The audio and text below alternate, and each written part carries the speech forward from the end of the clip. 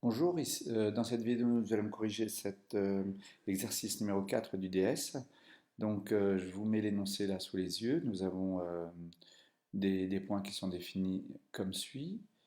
Et ensuite des sommes.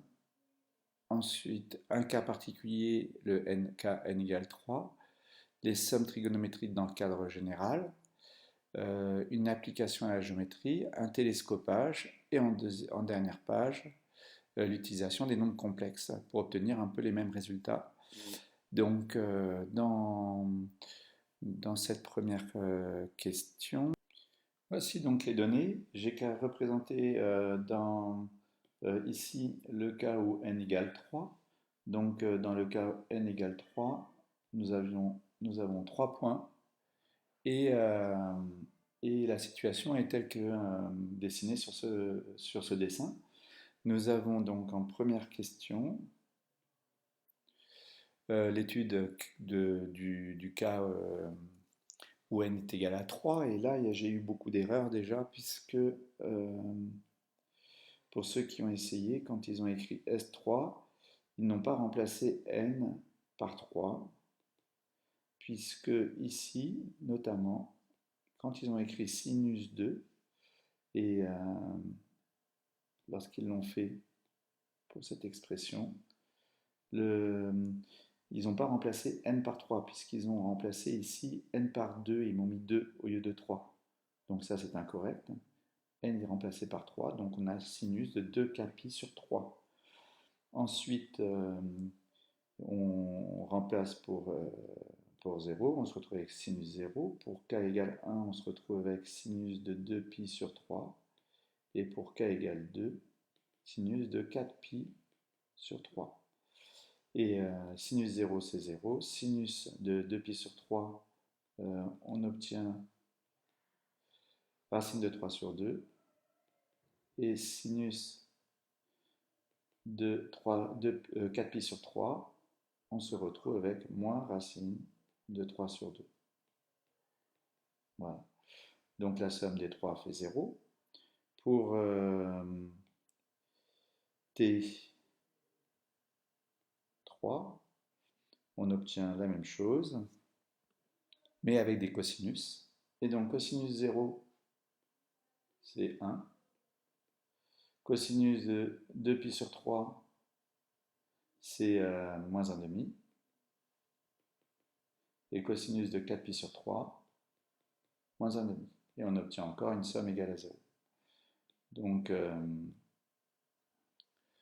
ce qui était demandé, trouver S3 et T3. Ensuite, question petit b, on vous demandait de vérifier que la somme des AK, des OAK était égale à 0. Or, la somme pour n égale 3 se faisait de 0 à 2. Et donc, on obtenait ici en abscisse, on obtenait S3 et en ordonnée T3. Et donc, on obtenait 0, 0. Donc la somme des vecteurs était nulle. Et d'ailleurs, on le voit ici, hein, ce vecteur. Alors, je vais le faire en vert peut-être. Ce vecteur, plus celui-ci, plus celui-ci, fait 0. Voici donc pour cette question petit b. Pour la question petit c, l'interprétation géométrique, je vais juste le dire oralement, hein, on a la somme des 3 vecteurs qui fait 0. Et on voit effectivement ici que bon, il n'y a pas grand-chose à dire de plus, hein. Ici, ce sont les vecteurs qui forment un triangle équilatéral ici. Voilà. Donc j'en dirai pas plus. Voilà. Alors pour l'étude de la somme trigonométrique en grand 2, il s'agit maintenant de passer au cas général de ces études de Sn et Tn. Donc pour la somme Sn, ici, on vous suggère un changement d'indice L égale n-k. Donc si k égale à 0, L égale n. Si k égale n-1, L égale n moins n-1, c'est-à-dire 1. Si k égale 1, on aurait obtenu L égale n-1. J'aurais remplacé ici dans cette expression le k par 1 et j'obtiens L égale n-1. Alors pourquoi j'ai fait cette remarque? Parce que ici, que je commence à 0 ou à 1, la somme est la même. Ici, effectivement, sinus pour k égale à 0, sinus 0, cela fait 0. Donc ici, au lieu de commencer à 0, on peut commencer à 1, ça ne change rien. Et donc, ce changement d'indice va nous permettre d'écrire que la somme de k égale 1 jusqu'à n-1, c'est la somme pour L variant de 1 pour k égale n-1 jusqu'à n-1 pour k égale 1. Donc on obtient somme de L égale n-1, de L égale 1 jusqu'à n-1 des sinus. Et là, il me faut remplacer le k par n-1, n-k, n-l, pardon. Décidément, j'ai du mal à me faire à cette nouvelle tablette, je suis désolé pour les couacs, mais ça viendra. Donc ici, je remplace k par n-l. Donc 2 fois n-l fois pi sur n. Et ici, en développant, j'obtiens sinus de 2pi sur n, 2pi n sur n, ce qui me fait 2pi, moins 2l pi sur n. Et là, par périodicité, j'obtiens, je peux enlever le 2pi qu'il y a ici, par 2pi périodicité, et ensuite le sinus étant impair, le moins qu'il y a ici, je peux le passer devant, et j'obtiens ce résultat. On en a fini puisque ici maintenant on obtient que c'est moins Sn, donc Sn étant égal à moins Sn, on a 2 Sn qui vaut 0 et donc Sn qui vaut 0. Voilà. Alors pour la question petit b, on doit montrer que Tn est 2 pi sur n périodique. Donc je fais Tn de θ plus 2 pi sur n et je remplace.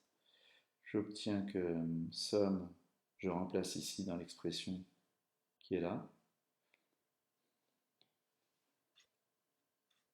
Voilà ce que j'obtiens. Ensuite, je constate que là, j'ai deux facteurs de k plus 1 pi sur n. Donc j'obtiens cette expression. Et là, ici, on va effectuer un changement d'indice en posant L égale k plus 1. Donc j'obtiens, pour la valeur ici, k égale à 0, l'expression k plus 1 donne 1. Donc pour la somme de L égale 1, maintenant on remplace et on trouve que l'indice L va varier de 0 plus 1, donc de 1, jusqu'à n-1 plus 1, c'est-à-dire n, des cosinus de θ plus, et je remplace ici le k plus 1 par L.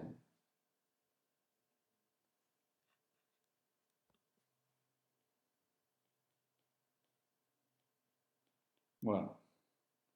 Là, bien évidemment, j'aurais tendance à reconnaître encore l'expression de Tn, puisque j'ai quasiment la même chose ici et là, sauf que si vous regardez, les indices ne sont pas les mêmes. Alors il suffit simplement de remarquer que pour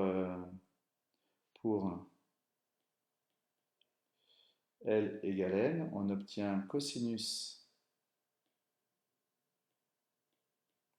de θ plus 2n pi sur n. Ici, 2n pi sur n, ça me fait 2pi. Et cosinus de θ plus 2pi, c'est égal à cosinus θ. Donc, ça correspond à l'expression ici avec L égale à 1, égale à 0. Voilà.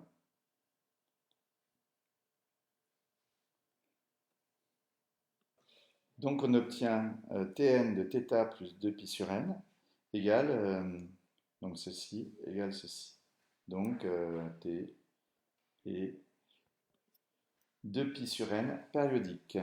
Voilà pour, pour cette deuxième question, cette question petit b. Alors la question petit c est toute bête, mais il faut y penser. C'est que lorsqu'on écrit Tn de θ, on a cette expression. Et il suffit d'utiliser la formule d'addition ici, en cosinus a plus b, pour obtenir la formule souhaitée. Et ça, c'est vrai que c'est tout bête, hein. Mais quand on voit la question, c'est pas évident d'y penser, et pourtant quand on nous donne la solution, effectivement, ça paraît évident. Donc on obtient ici cette expression, et maintenant, là, on développe et on sort le sin sum, et on obtient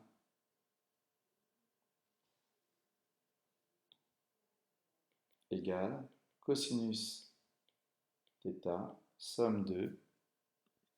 On obtient effectivement cette combinaison linéaire ici. Or, on a montré ceci, Sn égale à 0, et ceci, on reconnaît Tn.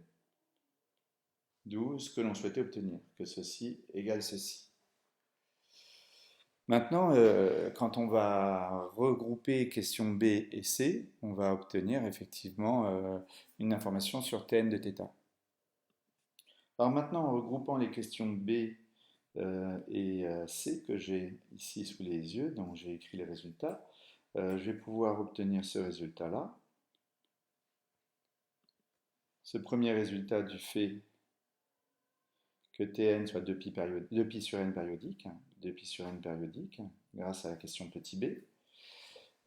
Et avec la question maintenant petit c, on a ceci grâce à ce résultat qui est égal à Tn de cosinus de θ plus 2pi sur n, et ceci est égal à Tn de cosinus de θ.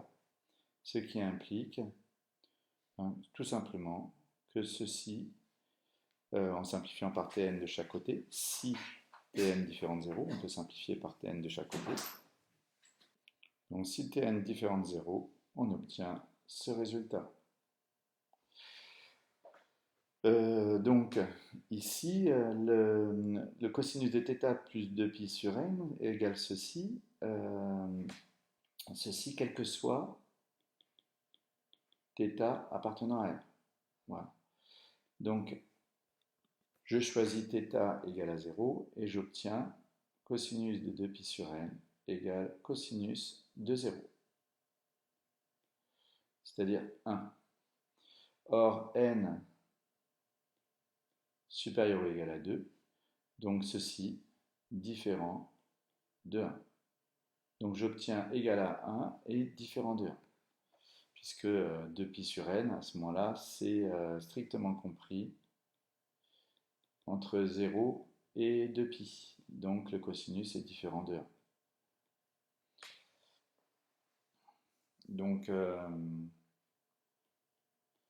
Donc une contradiction. Donc cette supposition est fausse.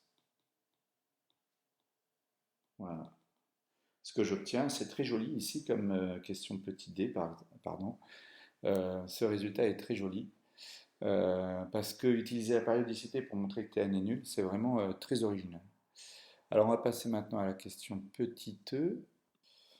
Alors pour la première partie, c'est très simple, puisque Tn de θ, c'est égal à ça. Donc 0 fois cosinus de θ, c'est-à-dire 0, quel que soit θ appartenant à R. Et maintenant Sn de θ, en faisant pareil que pour Tn, c'est-à-dire en utilisant la formule d'addition ici, on va pouvoir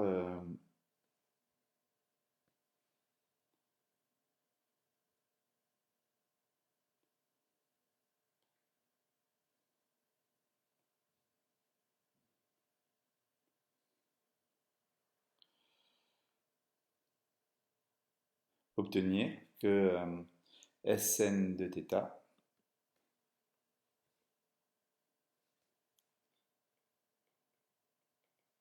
est égal à cosinus θ fois Sn, fois rent Sn plus sinus de θ fois Tn. Et donc on obtiendra 0 en utilisant la formule d'addition ici.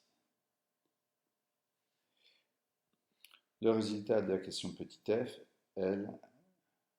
il est évident, puisque ici, quand je calcule les coordonnées de ces vecteurs, c'est la somme de k égale 0 jusqu'à n-1 des cosinus de 2kπ sur n. Et ici, la même chose, mais en sinus. Et donc, je reconnais Sn et Tn. Donc, ça me fait 0, 0. Donc, la somme des vecteurs est nulle. Ceci répond aussi à la question 3. Donc, en fait, la question 3, vous avez ceci et la somme des vecteurs qui est nulle. Donc, on a répondu à la fois à petit a, qui est ici,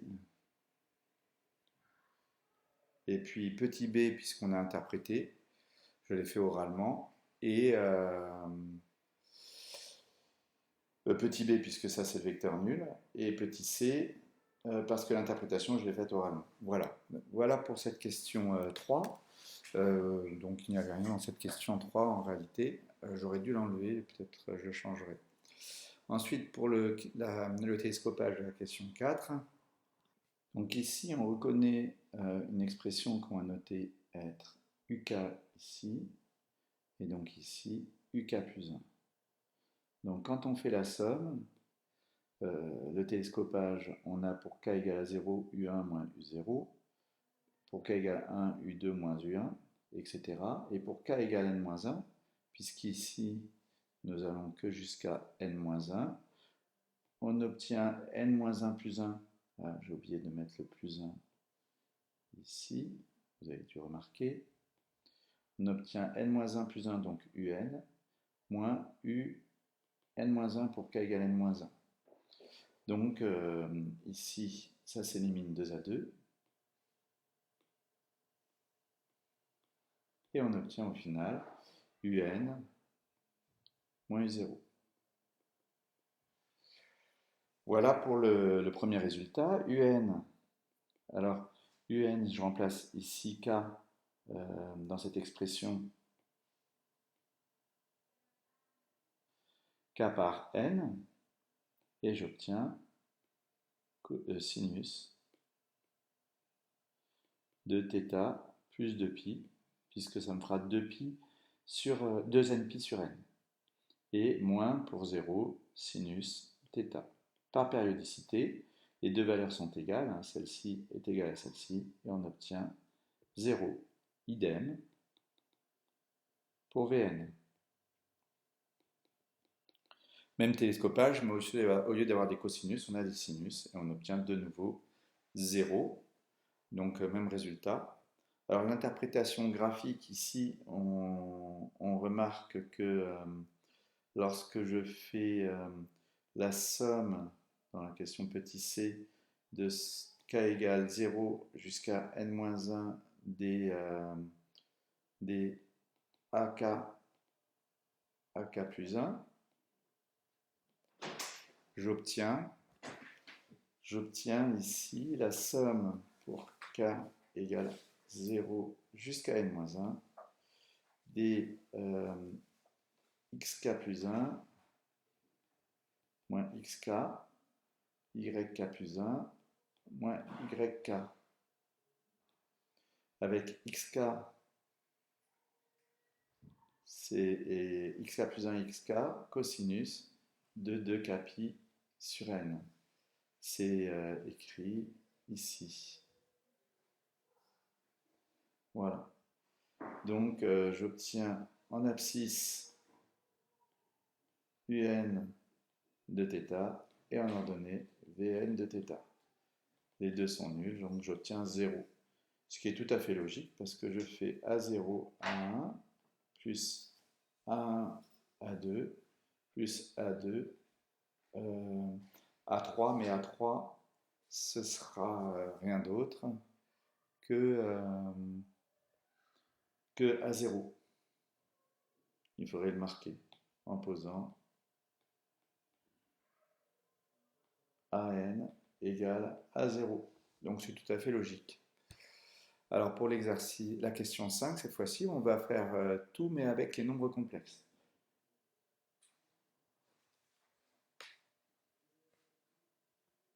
Donc dans la première question, on vous demande de simplifier le Wn, θ, quand n étant un nombre entier. Alors je ne l'ai pas mis, et j'aurais dû le mettre.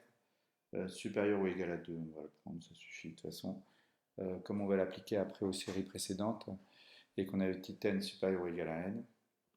Donc ici, Q, c'est ceci. Le Q qui est là. Voilà.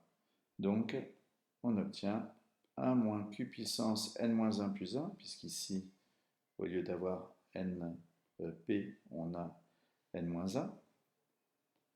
Donc, n-1 plus 1, ça me fera grand N, sur 1 moins Q. Alors maintenant, à la place de Q, bien sûr, on a EIθ. Voilà ce que l'on obtient. Donc on a simplifié l'expression de Wn de θ. Ensuite, on vous demande de montrer l'expression que vous avez ici. Voilà. Donc pour arriver à ça, on va utiliser des factorisations, ce qu'on appelle des factorisations par l'angle moitié. On l'avait vu. Maintenant, c'était parmi les dernières questions. Je ne m'attendais pas à ce que vous en souveniez. Mais effectivement, ici, on va prendre la moitié à chaque fois des angles qui sont là et là. Donc, je factorise par EI θ grand N sur 2. Donc, au numérateur, ça va me faire EI θ grand N sur 2 avec un moins. Comme ça, quand je vais développer, j'obtiendrai 1. Et ici, moins, ben, j'ai pris la moitié de l'angle. Voilà. Et au dénominateur, je fais pareil. Je factorise par EI θ sur 2. Et j'obtiens ceci.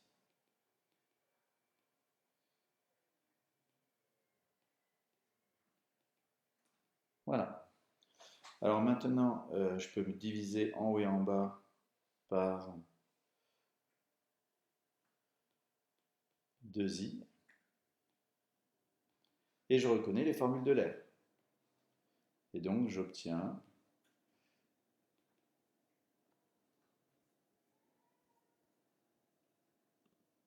une première simplification pour cet élément.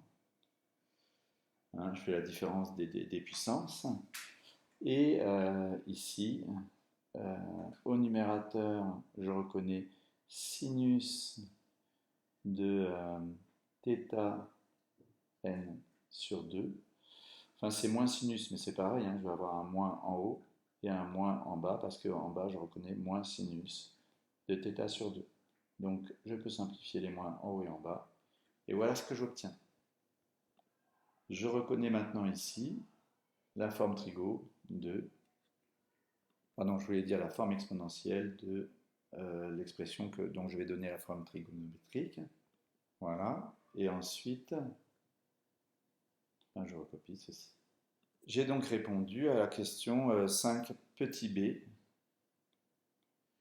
dans cette partie-là. Ensuite, exprimer W en fonction de... Ah oui.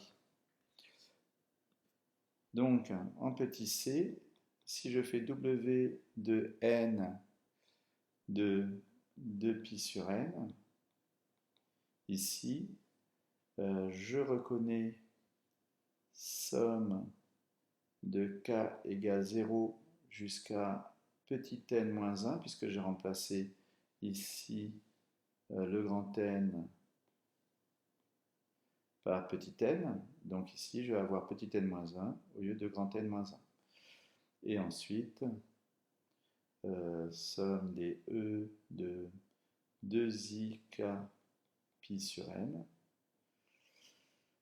Et là, je remplace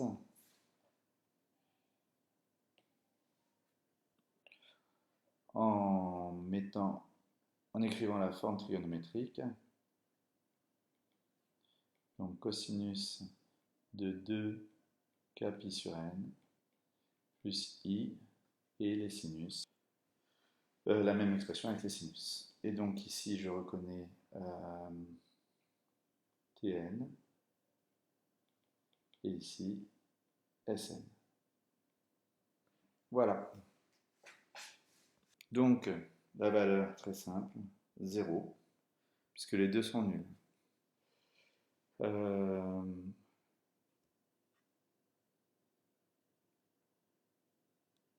J'aurais pu obtenir ce résultat beaucoup plus rapidement, puisque ici, sans avoir calculé les Sn et Tn de la question 1, ici j'ai cette expression qui va me donner sinus de 2n